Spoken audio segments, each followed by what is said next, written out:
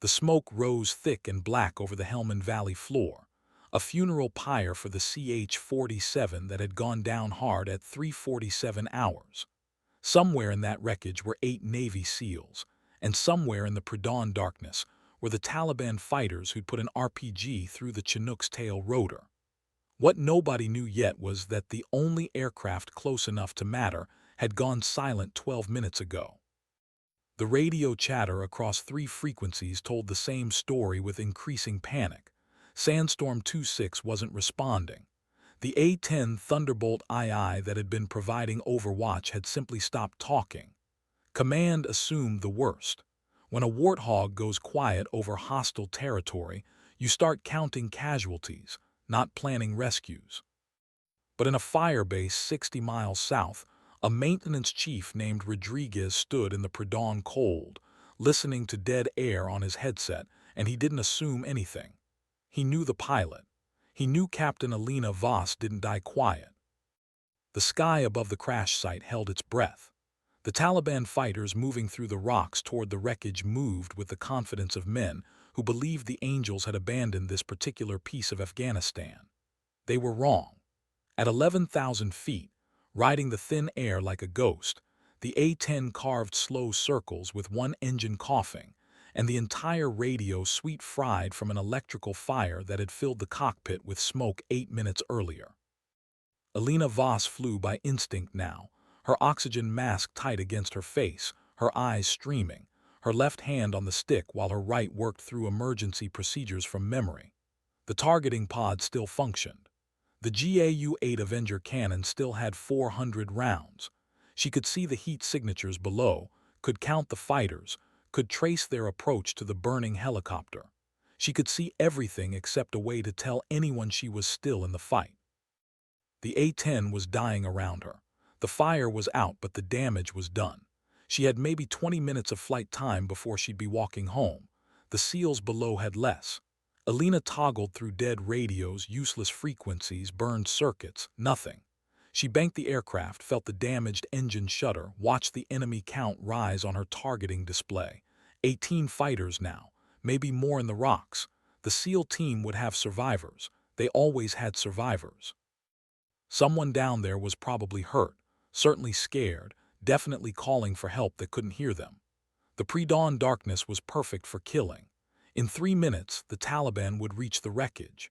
Alina checked her cannon rounds one more time, thought about her daughter's soccer game she'd miss on Saturday, and made a decision that would either save 8 men or add her name to the day's casualty list. She pushed the stick forward and dove toward the silence. The maintenance chief Rodriguez stood outside the TOC, Tactical Operations Center, watching the eastern sky lighten to gray. Around him, the firebase was waking to the news of the downed Chinook, to the scramble of quick reaction force, to the calculations of response time and survival odds. He heard the pilots in the ready room, heard them talking about Sandstorm 26 like she was already past tense. Alina Voss, 34, single mother, 7 years flying the Warthog, 3 deployments, 0 fanfare. They called her bedtime because she had a kid and always left the officers' club early. The call sign was meant to be dismissive, a gentle mockery of the mom who couldn't hang with the real warfighters. Rodriguez had maintained her aircraft for 2 years. He'd watched her pre-flight with a precision that bordered on ritual, had seen the photo of her daughter she tucked into her helmet bag every mission, had once asked why she flew so careful when the A-10 was built to take punishment. She'd looked at him like he'd asked why she breathed. "Because someone's waiting for me to come home," she'd said, "and because someone down there is waiting for me to show up." Now she wasn't showing up. The radio stayed silent. The QRF was spinning up, but they were 40 minutes out. The SEALs had maybe 10. Rodriguez lit a cigarette he'd quit 6 months ago and listened to the sky. The intelligence officer emerged from the TOC, his face carrying the particular grimness of a man calculating acceptable losses. "We've got to assume 26 is down," he said to no one in particular. "Focus assets on the SEAL team." Rodriguez blew smoke toward the mountains and said nothing. He'd been in maintenance for 16 years, had seen pilots die, had seen them punch out, had seen them limp home on fumes and prayer. He'd never seen Alina Voss quit. The targeting data from her last known position showed her aircraft directly over the crash site when the radios went dark. Either she'd been hit, or something had happened that took out her communications but left her flying. And if she was flying, she was fighting. He knew it the way you know things about people you've watched work under pressure. She wouldn't leave those SEALs. Not while she had fuel, not while she had bullets, not while she had wings. The Taliban fighters reached the CH-47 at exactly 3:59 hours. The helicopter had broken apart on impact, the forward section crushed, the rear ramp torn open, the cargo area scattered across 50 meters of rocky ground. There should have been screaming. There should have been radio traffic. There should have been the sounds of injured men trying to organize a defense. Instead, there was just the ticking of hot metal and the crackle of small fires. The Taliban team leader, a veteran of a dozen helicopter kills, motioned his men forward cautiously. Americans didn't die quiet either. This felt wrong. His instincts were correct. Inside the wreckage, 6 SEALs were positioned in a defensive perimeter, weapons aimed at the approaches, breathing slow and controlled. 2 more were injured but conscious, tourniquets tight, rifles ready. They'd survived the crash through luck and training.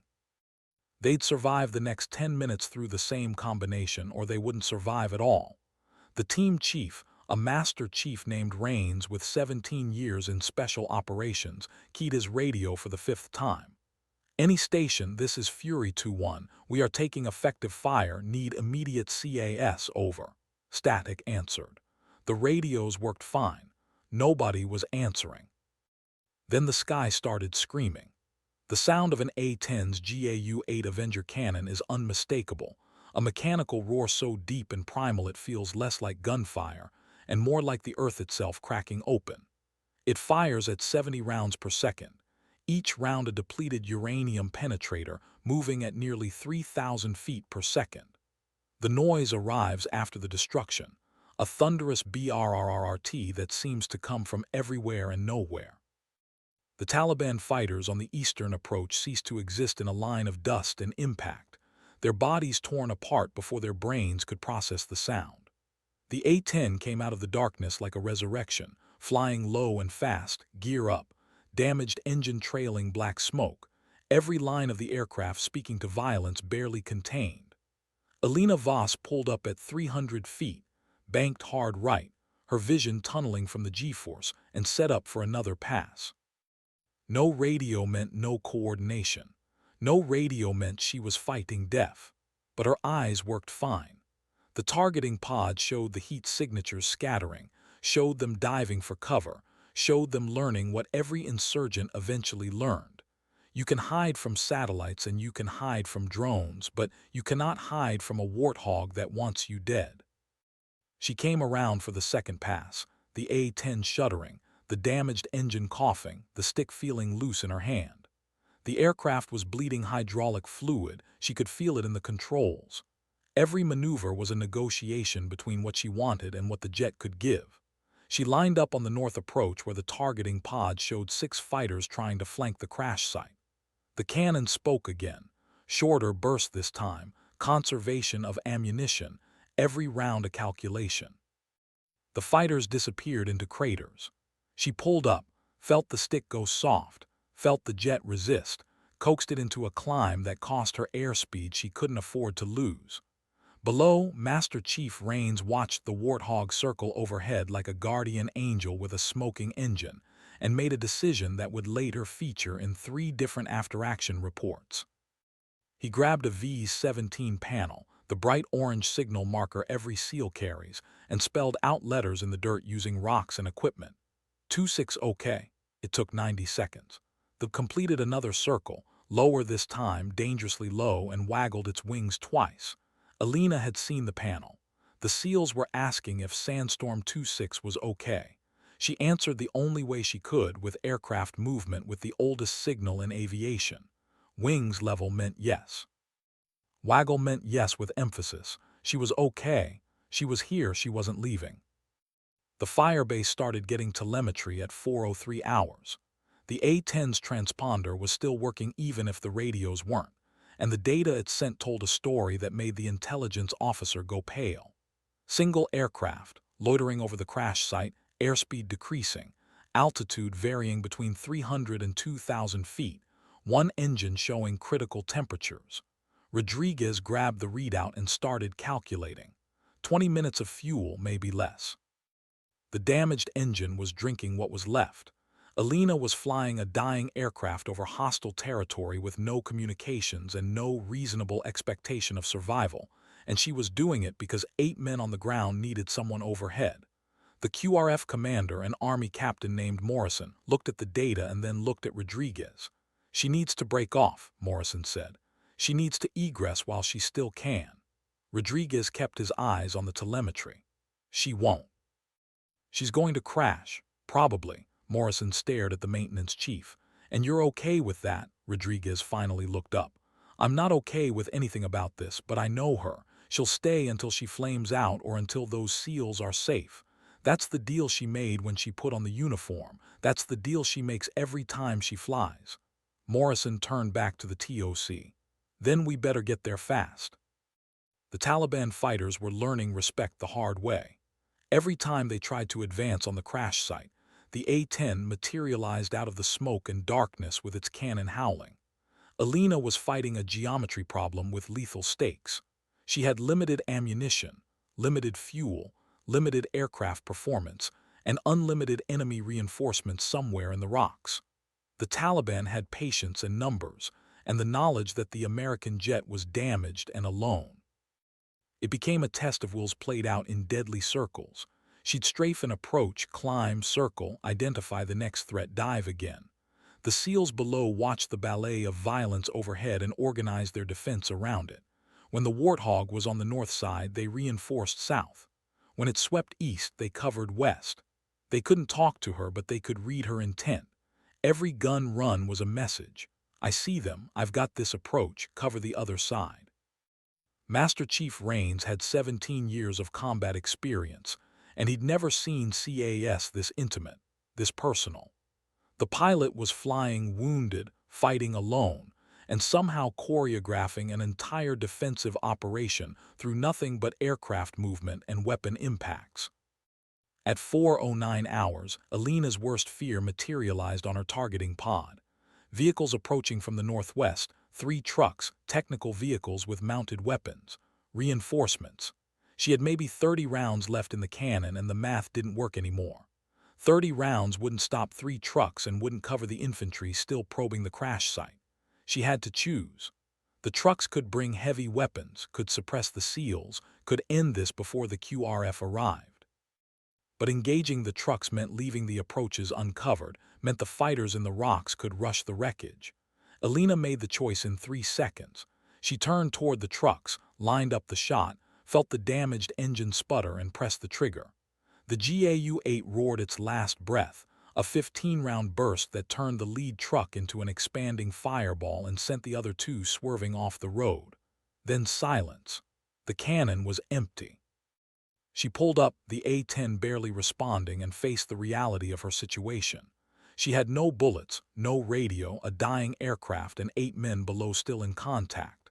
The pre-dawn sky was getting lighter. In 20 minutes the sun would rise and the Taliban would see exactly how desperate the American position was. Alina checked her fuel gauge. 12 minutes, maybe 15 if she flew gentle. Not enough to reach base. Enough to keep circling. Enough to keep the enemy guessing whether she was still armed. She decided to bluff.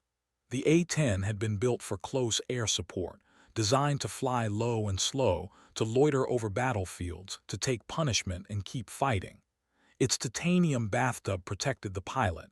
Its redundant systems kept it flying when other jets would be debris. But it had never been designed for what Alina was about to do. She brought the jet down to 200 feet, slower than was safe, loud as she could make it, and began flying attack patterns over the Taliban positions even though she had nothing to attack with. The damaged engine screamed. The airframe shook. The Warthog sounded like mechanical death, and that was the point. The fighters below didn't know her cannon was empty. They heard the engine roar, saw the silhouette of the Warthog overhead, and remembered what those first gun runs had done. They stayed in cover. They waited. Alina bought time with noise and presence, trading her own safety for theirs, hoping the bluff would last, knowing it wouldn't. At 4:14 hours, one of the Taliban fighters got brave or desperate. He broke from cover, running toward the wreckage with an RPG. Alina saw him on the targeting pod, saw the weapon, saw the angle. She had no cannon. She had no missiles. She had a damaged aircraft and the laws of physics. She dove.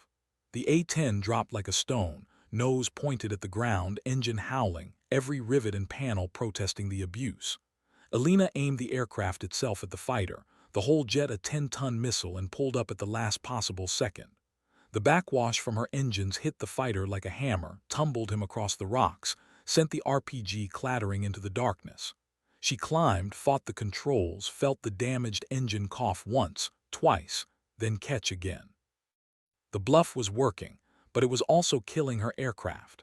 Every aggressive maneuver cost fuel, stressed the damaged systems, brought her closer to the moment when the jet would simply quit. Master Chief Rains watched the Warthog climb away trailing black smoke and made a calculation that would later feature in his Medal of Honor recommendation. The pilot was going to die keeping them alive. The least he could do was make it mean something. He keyed his radio again, knowing nobody would answer, and spoke to the static. 2-6, if you can hear this, we're going to make it. Because of you, you made sure of that, now save yourself. The static didn't respond. The A-10 kept circling overhead, slower now, lower, a dying guardian that wouldn't abandon its post. Rodriguez watched the telemetry, watched the fuel number drop, watched the altitude fluctuate as Alina fought to keep the damaged aircraft flying. Around him, the TOC had gone quiet. Everyone was watching the same numbers, doing the same math, arriving at the same conclusion. Captain Morrison stood beside him, no longer talking about egress, no longer calculating acceptable losses. They were watching something else now. Something that would be analyzed in staff colleges, that would be broken down into tactical decisions and lessons learned, but that in this moment was simply a pilot refusing to leave men behind even when staying meant dying. The QRF was 20 minutes out. Alina had maybe 8 minutes of fuel. The numbers didn't work, and everyone knew it. Then the intelligence officer looked up from his screen with an expression that was half awe, half horror. "She's descending," he said. "She's setting up for landing." Morrison spun around. "Where?" "The crash site. There's maybe 300 meters of flat ground. She's going to try to put down next to the SEALs." Rodriguez closed his eyes. He knew exactly what Alina was doing. The A-10 could land almost anywhere, could touch down on roads and highways and stretches of desert. But landing with a damaged engine, no radio, in hostile territory in the dark, on ground she'd only seen through a targeting pod that wasn't flying. That was controlled crashing with intent. Alina made 3 decisions simultaneously, each one a violation of common sense and all of them absolutely necessary. First, she'd land the A-10 next to the wreckage. Second, she'd use the aircraft itself as cover for the SEALs, a 10-ton shield of titanium and steel. Third, if the Taliban wanted to overrun the position, they'd have to go through her first, and she still had a sidearm and the aircraft's survival rifle. She'd flown her last mission. Now she'd fight her last stand. The landing approach was something out of a nightmare. She came in from the east, into the wind, the damaged engine coughing, the good engine straining, the whole aircraft shaking like it wanted to disintegrate. No landing lights, no radio guidance, just the gray pre-dawn light and the burning wreckage and 300 meters of rocks that would either be long enough or would be her grave. Master Chief Rains saw the descending, saw the landing gear come down, and understood instantly. He started shouting at his team, repositioning them, preparing to use the aircraft as a defensive position. The Warthog touched down hard at 4:18 hours, bounced once, settled, rolled out between the rocks, the nose gear compressing, the whole aircraft groaning. Alina stood on the brakes, felt them grab, felt them fade, pumped them desperately. The A-10 slowed more, and stopped with 40 meters to spare. Silence. The damaged engine ticked as it cooled. The good engine spooled down. Alina sat in the cockpit, hands shaking on the controls, breathing hard through her oxygen mask, and realized she'd just done something that would either be called heroic or suicidally stupid depending on whether they all survived the next 15 minutes. She popped the canopy, the cool Afghan air rushing in, and climbed down from the cockpit with her 9 and the survival rifle. Master Chief Rains materialized out of the darkness, this hard-eyed veteran who'd seen everything war could show, and he looked at Alina like she was something new under the sun. "Ma'am," he said, "that was the craziest thing I've ever seen." Alina checked her rifle, her hands still shaking. "How many wounded?" "2 stable. We've got a perimeter, but we're running low on ammunition." She nodded, processed, adapted. "My aircraft has maybe 3 minutes of fuel left and no bullets, but it's got armor. We use it as a hard point on the north side. It'll cover that approach." Rains looked at the A-10, at this pilot who'd landed a damaged jet in hell because flying away wasn't an option, and made a decision. "What's your actual call sign?" Alina looked confused. "Sandstorm 26. No, the one they call you. Bedtime." She flinched slightly, the call sign landing like a small insult even now. "Yeah." Rains shook his head. "Not anymore. From now on, anyone asks your Sandstorm, just Sandstorm, because what you just did, that's the whole fucking storm." Alina didn't have time to process the comment. The Taliban fighters were probing again, emboldened by the dawn light, moving through the rocks. She and Rains positioned behind the A-10's nose gear, using the titanium bathtub and armored cockpit as a shield. The other SEALs spread out, creating interlocking fields of fire, every man nursing his ammunition count, every round a conscious choice. The firefight that followed was close and brutal, measured in meters instead of kilometers. The Taliban fighters learned that morning that surrounding a SEAL team and a determined pilot was different than killing them. Every advance was met with precise fire. Every rush was broken by the same disciplined violence that had kept the team alive through the initial crash. Alina fired the survival rifle with the same precision she'd shown flying, each shot deliberate, each target a threat to her new team. Because that's what they were now, her team. She'd landed to save them, and now she'd fight beside them, and if necessary she'd die beside them. At 4:32 hours they heard the most beautiful sound in warfare: helicopter rotors. The QRF came in fast and low, 2 Apache gunships leading, 2 Black Hawks carrying the reaction force. The Apache lit up the remaining Taliban positions with 30 chain guns and Hellfire missiles, the kind of overwhelming violence that ends fights conclusively. The Black Hawks flared over the crash site, and the QRF poured out, securing the perimeter, setting up casualty collection, organizing the extraction. Captain Morrison found Alina sitting against her A-10's landing gear, helmet off, face streaked with soot and sweat, hands wrapped around a water bottle someone had given her. He knelt down beside her. "Captain Voss," he said, "I need you to walk me through what happened up there." Alina looked at him with eyes that had seen things in the last hour that most pilots never experience in a career. "Radio fire," she said. "Lost all communications. Electrical. Saw the Chinook go down, saw the SEAL team, couldn't leave them, so I didn't." Morrison nodded slowly. "You landed a damaged aircraft on hostile ground in the dark." "There was enough light," Alina said, "and enough flat ground, barely. You had no radio, no way to coordinate. I had eyes, I had weapons, I had 8 men who needed help." Morrison looked at this captain, this single mother, this pilot with the dismissive call sign who just rewritten the book on close air support. "You know, you're probably getting a medal for this." Alina shook her head. "I don't want a medal, I want to know if everyone's okay.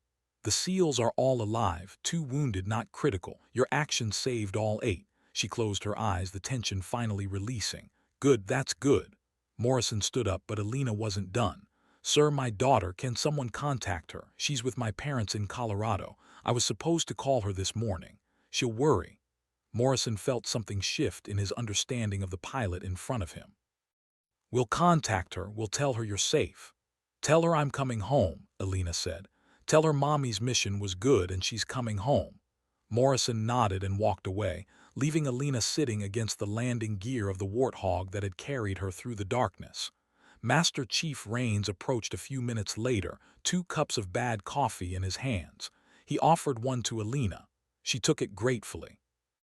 They sat in silence for a moment, watching the sun rise over the mountains, watching the extraction operation proceed with organized chaos. Finally, Rains spoke. "I've been doing this for 17 years," he said. "I've worked with every flavor of CAS. Fast movers, Apache drones, AC-130s. Never seen anything like what you did." Alina sipped the terrible coffee. "I just did my job. Your job was to provide air support. You did that. Then your job was to egress when your aircraft was damaged. You didn't do that. Then your job was to save yourself when you ran out of bullets. You definitely didn't do that. What you did do was land a dying jet in the dark and fight beside us when you could have punched out and gone home." Alina looked at the Master Chief, this man who represented everything serious about warfare. "Those men are someone's sons," she said quietly. "Someone's husband, someone's fathers. My daughter's 6 years old. She drew me a picture before I deployed, showed me flying my jet with a big smile. She doesn't understand war, doesn't understand missions, doesn't understand any of this. But she understands that mommy helps people. That's what I tell her I do. I help people who need help.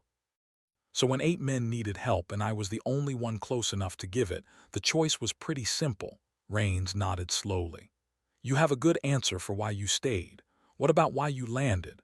Alina smiled, tired and genuine. "Because I was out of fuel, out of bullets, and they were still in trouble. And because an A-10 makes a pretty good bunker, even when it can't fly anymore."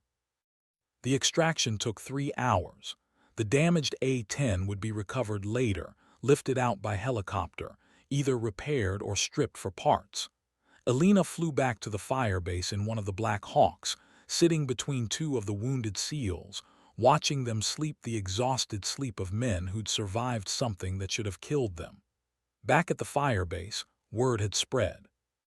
The flight line was crowded when the Black Hawks touched down, pilots and crew chiefs and maintenance personnel, all of them watching as Alina climbed out. Rodriguez was waiting. He didn't say anything, just looked at her with an expression that conveyed everything necessary. She'd brought his aircraft back alive, even if she'd had to land it in hell to do it. The pilots from her squadron were there too, the ones who'd been talking about her in past tense, the ones who'd counted her as lost. They saw her now, soot-stained and exhausted, and something shifted in their faces. The next day, Captain Morrison submitted his after-action report. It was detailed, technical, clinical in its assessment of the engagement. But in the final paragraph, he wrote something that would be quoted in tactical journals and training courses for the next decade.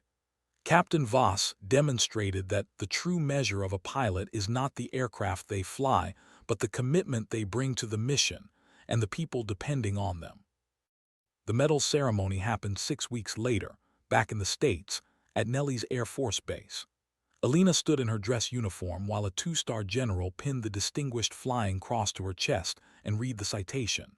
"Extraordinary heroism in aerial flight, courage under fire, selfless dedication to the preservation of human life." The words felt both too much and too little, like trying to capture an hour of terror and determination in a paragraph of formal prose.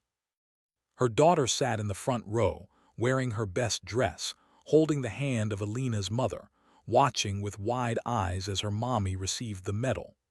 After the ceremony, during the reception, Master Chief Rains approached in his dress blues. He'd traveled from Virginia just for this, just to be present when the pilot who'd saved his team was recognized. They talked about nothing important for a few minutes, the weather and football and the usual small talk of people who'd shared something too big to discuss casually. Then Alina's daughter tugged on her mother's uniform jacket. "Mommy, why did you get the medal?" Alina knelt down to her daughter's level, this 6-year-old who was the reason for everything, the mission behind all missions. "Because I helped some people who needed help," she said. Her daughter nodded seriously. "Like you always do. Like I always try to do." The story should have ended there, with the medal and the recognition and the return to normal operations. But stories like this don't end clean. They ripple outward, changing things in ways both obvious and subtle. The call sign Bedtime disappeared from squadron rosters. Captain Alina Voss became Sandstorm in every official and unofficial context. the call sign that Master Chief Rains had given her in the darkness becoming the name that followed her through the rest of her career. The other pilots in the squadron stopped telling jokes about the mom who left the club early. They started asking her about tactics, about decision-making under pressure, about how to fly when everything goes wrong. She became, without seeking it, a kind of quiet legend. The A-10 she'd landed in Afghanistan was recovered, repaired, and returned to service. The crew chief who worked on it painted 8 small stars below the canopy rail, one for each SEAL who'd survived that morning. Unofficial, unauthorized, technically against regulations. Nobody told him to remove them. Alina deployed twice more, flew another 100 combat missions, and eventually made major. She never spoke publicly about that morning in Helmand Province, never wrote a book, never sought attention. When young pilots asked her about it, she'd give them the tactical breakdown, the decisions and the reasoning, the lessons that could be learned and applied. She never mentioned the fear, or the certainty that she was going to die, or the image of her daughter's picture that she'd carried in her helmet bag. Master Chief Rains retired after 20 years, became an instructor at the Naval Special Warfare Center, and started every class on combat leadership with a story about a pilot who landed a broken jet in hell because 8 men needed someone who wouldn't quit. He never used Alina's name without permission, always called her Sandstorm, always made clear that the lesson wasn't about heroics but about commitment. The question isn't whether you're brave, he'd tell the students. Everyone's brave until they're not. The question is whether you're willing to stay when staying is the hardest thing you've ever done. That pilot stayed. Remember that when things go bad, someone might be depending on you to stay. Rodriguez remained a maintenance chief, retired after 22 years, and kept a photo in his workshop of the recovered A-10 with its 8 stars. When people asked about it, he'd tell them about Captain Voss, about how she flew that aircraft like she loved it, how she'd brought it back from missions that should have been fatal, how she'd finally landed it in Afghanistan and used it as a shield because even on the ground, even damaged, it could still protect people. That's what the A-10 is, he'd say. A tool for helping people who need help. And that's what Captain Voss was too. She just understood the mission better than most. The awards and recognition continued. The Distinguished Flying Cross was followed by commendations, by positive fitness reports, by the kind of career advancement that comes to pilots who demonstrate exceptional judgment under pressure. But Alina measured success differently. She measured it in her daughter's school plays that she attended, in the parent-teacher conferences she made, in the bedtime stories she read when she was home. She measured it in the letters she received from the SEALs she'd saved, from their wives and their children, thank you notes that said things like, "My dad came home because of you," and "Our family is whole because you were there." Those letters, not the medals, were what she kept. The Air Force tried to make her a poster, wanted to use her story for recruiting, wanted to feature her in documentaries and promotional materials. She declined politely but firmly. "I'm not interested in being a symbol," she told the public affairs officer. "I'm interested in flying missions and coming home to my daughter, that's it." The officer tried to explain how valuable her story could be, how it could inspire the next generation. Alina cut him off. "Then tell the next generation to take care of each other. Tell them the mission is helping people, not getting famous for it." Years passed. Alina made lieutenant colonel, took a staff position at Air Combat Command, continued flying when she could, and watched her daughter grow into a teenager who wanted to be a doctor, not a pilot. "I want to help people too," her daughter said during a career day discussion, "but on the ground where I can talk to them." Alina smiled and supported the decision completely, grateful that her daughter had inherited the commitment to service without the need to express it at 500 knots. The A-10 community remembered. At Warthog reunions and heritage flights and squadron anniversaries, someone would always bring up Sandstorm, the pilot who'd landed in hell, and the story would get told again with increasing reverence. It became a touchstone, a measure of what the aircraft and its pilots were capable of when the mission demanded everything. In 2031, Alina retired from the Air Force after 22 years of service. The ceremony was small, personal, attended by squadron mates and family, and a few special guests including Master Chief Rains and 3 of the SEALs from that morning in Afghanistan. The squadron commander, now a colonel himself, read her service record and citation, then added his own words. The measure of a warrior isn't the battles they fight but the people they save and the example they set. Colonel Voss saved 8 men one morning, and she's been saving the rest of us ever since by showing what commitment looks like. After the ceremony, during the reception, Alina's daughter, now 16, pulled her mother aside. They stood together looking at the displays, the photos from deployments, the model A-10 with 8 stars painted below the canopy. "Mom," her daughter said, "I need to ask you something. That morning in Afghanistan when you landed the jet, were you scared?" Alina considered the question carefully. "Terrified," she said honestly. "Every second. From the moment the radios died until the QRF showed up, I was more scared than I'd ever been. But you did it anyway." "I did it anyway because being scared doesn't mean you quit, it just means you're human, and those men needed help more than I needed to be safe." Her daughter nodded, processing. "I think I get it now, why you flew, why you stayed. It wasn't about being brave, it was about being there when someone needed you." Alina pulled her daughter close. "Exactly. And you're going to be a great doctor, because you already understand what matters."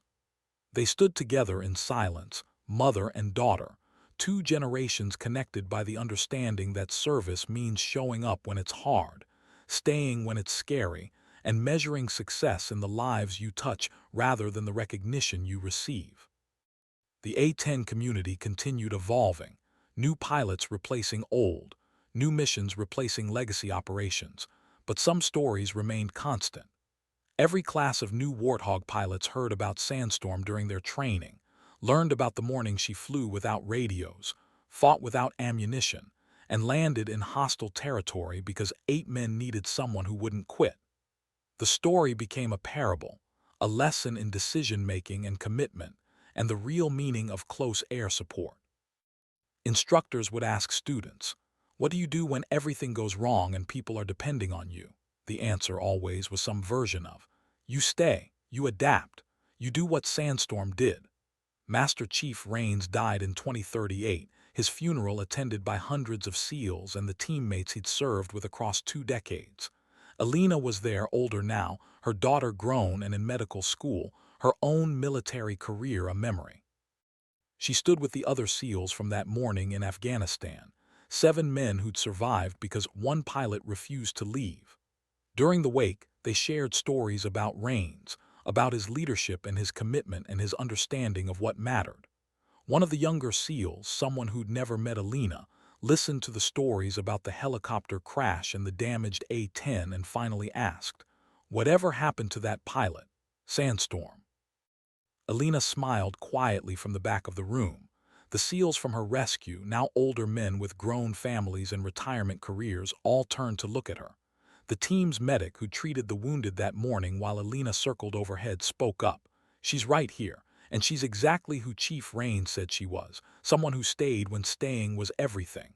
The young SEAL looked at Alina with new understanding. "You're Sandstorm." "I was Captain Voss," Alina said. "The call sign was something Master Chief Rains gave me. I just tried to live up to it." The conversation that followed lasted hours, this passing of legacy from one generation to the next, stories about commitment and courage, and the simple truth that sometimes the most important thing you can do is stay when everyone else would leave.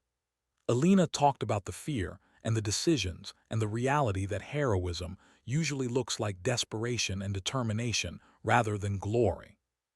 The young SEALs listened with the attention of people who knew they might someday face similar choices, who understood that the lessons being shared were paid for in blood and terror, and the kind of commitment that transcends normal human calculation. Rodriguez died in 2041, and his funeral was smaller but no less meaningful. A gathering of maintenance personnel and pilots, people who'd worked on the flight line, and understood that every mission depended on the unsexy work of keeping aircraft flying. Alina spoke at the service, told stories about Rodriguez's precision and care, and the way he'd maintained her A-10 like it was his own. "He knew that aircraft better than I did," she said. knew every rivet and every system and every quirk. When I came back from that mission in Afghanistan, when we recovered the jet, Rodriguez was the one who walked around it counting the damage. He found 14 separate system failures, any one of which should have brought me down. But the aircraft held together because he'd maintained it that way. Because he understood that maintenance isn't just mechanics, it's life support for people you'll never meet. Those 8 SEALs are alive because Rodriguez built an aircraft that wouldn't quit. He deserves as much credit as I do, more probably. The maintenance crews nodded in recognition. They understood the truth that pilots sometimes forgot. Flying is a team sport, and the team extends far beyond the cockpit. Alina's daughter graduated from medical school in 2042, matched into emergency medicine, and started her residency with the same quiet determination her mother had brought to flying. During her white coat ceremony, when the dean asked the new doctors why they'd chosen medicine, Alina's daughter spoke about service and commitment and the example her mother had set. "My mom showed me that helping people isn't about getting credit," she said. "It's about being there when it matters, staying when it's hard, and measuring your success in the lives you touch. That's what I want to bring to medicine." Alina sat in the audience, older now, her flying days long past, and felt the same pride she'd felt watching her daughter's first steps.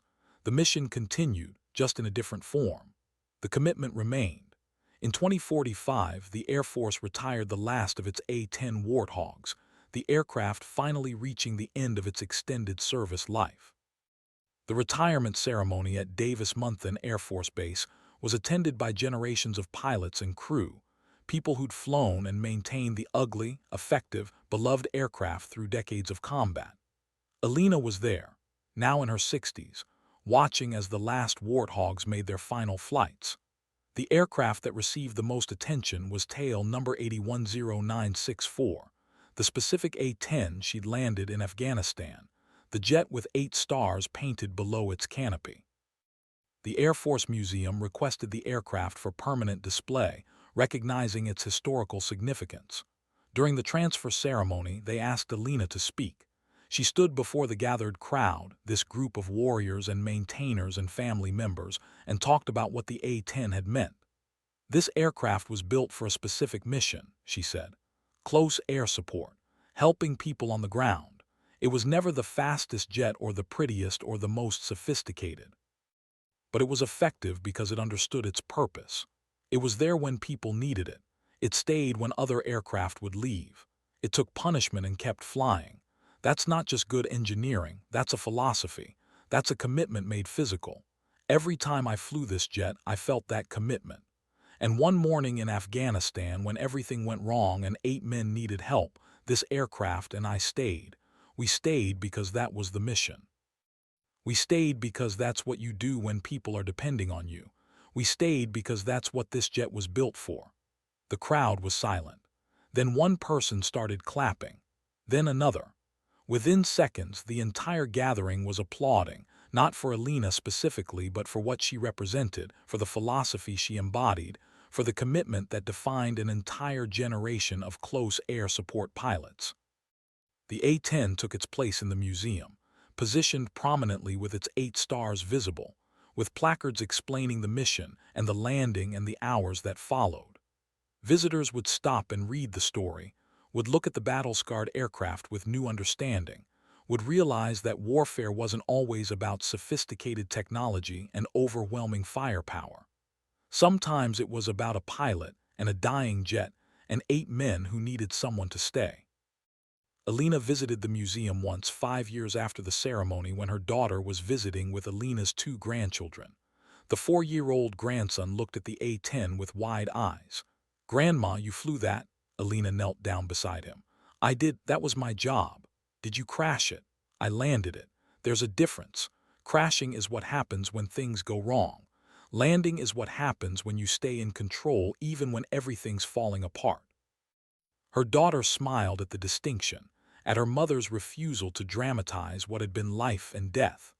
Her daughter had learned the same lesson in emergency rooms, the same understanding that helping people meant staying calm when chaos erupted, meant controlling what you could control and accepting what you couldn't.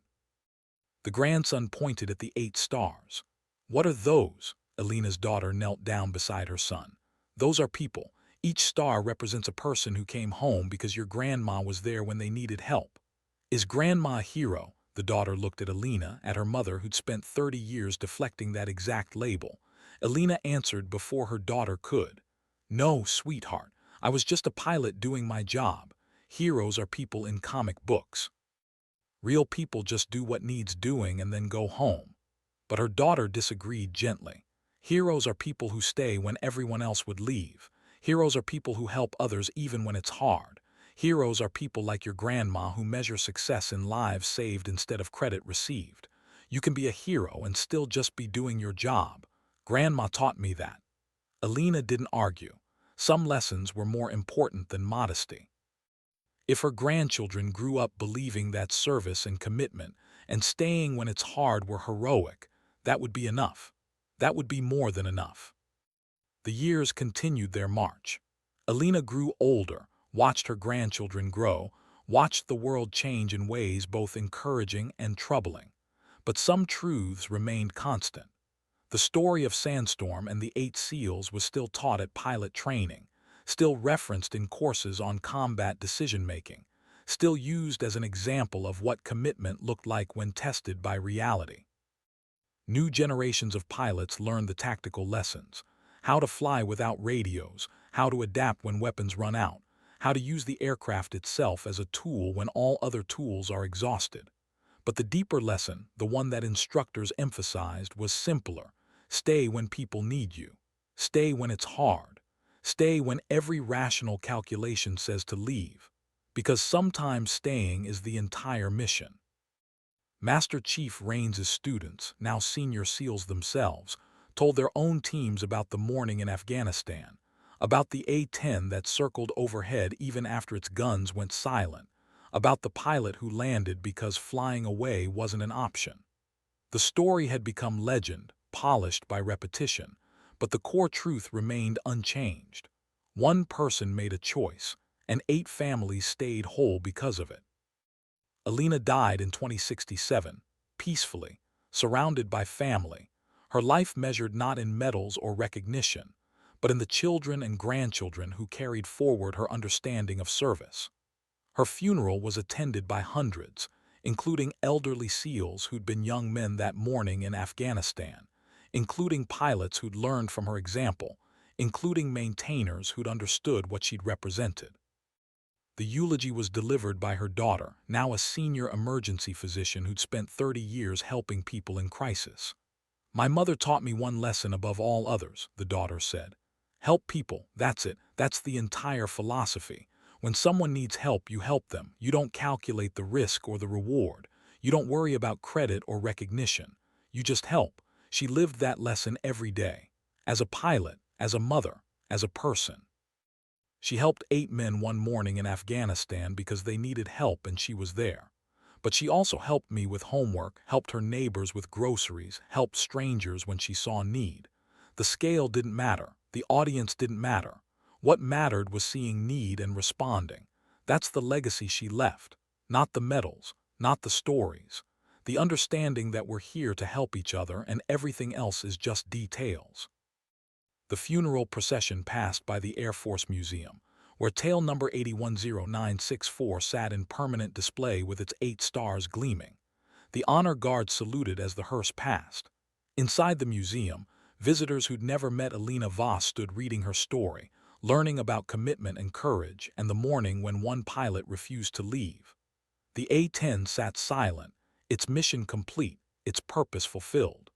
The sky above held only memory now. But memory, properly preserved, properly honored, properly taught, becomes legacy. And legacy, the real kind, the meaningful kind, isn't about monuments or medals. It's about the lessons that carry forward, the examples that inspire, the understanding that we're all just trying to help each other through the darkness. Alina Voss understood that. She lived it. She flew it. And one morning in Afghanistan, she landed it, literally and metaphorically, bringing herself and 8 men back to Earth because the mission demanded it, and because she'd made a promise to a 6-year-old girl who'd drawn her a picture of a smiling pilot. She'd promised to help people. She'd kept that promise. In the end, that was the entire story. That was everything that mattered. The rest was just details.